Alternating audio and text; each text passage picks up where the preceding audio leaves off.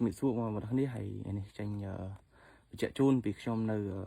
កម្លាំងនៅខាងជួរមុខខ្ញុំបញ្ជាក់ជូនបងប្អូនអ្នកបានជ្រាបទី1សម្រាប់ការបើកប្រាក់ខែគឺការបើកប្រាក់ខែគឺបើកគ្រប់ចំនួនហើយទី2គឺសម្រាប់ការបើកប្រាក់ខែជាទូទៅបាទបើកនៅក្នុងមួយខែម្ដងបើកកំណងថ្ងៃទី24ហើយហ្នឹងយូរបំផុតអាចចូលដល់ថ្ងៃទី26 27ហ្នឹងហើយក្នុងមួយខែគឺត្រូវបើកម្ដងក្នុងកំណងថ្ងៃទី24គឺត្រូវបើកហើយយូរបំផុតថ្ងៃទី26 27ហើយបាទហើយចំណុចទី3សម្រាប់ខោអាវគឺបើកគ្រប់គ្រាន់មួយឆ្នាំគឺត្រូវបើកបាន2ដង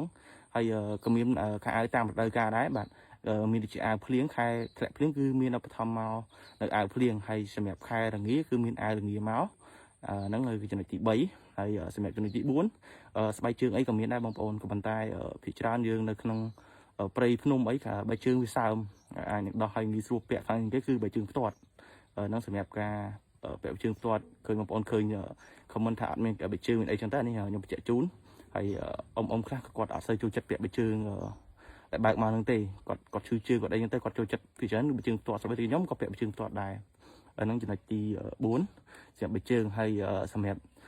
ចំណុចទី5ការជួយរបស់បងប្អូនទាំងអស់គ្នាទាំងក្រៅស្រុកនិងក្នុងស្រុកគឺជាចំណែកមួយចូលរួមដល់កងទ័ពយើងជួរមុខ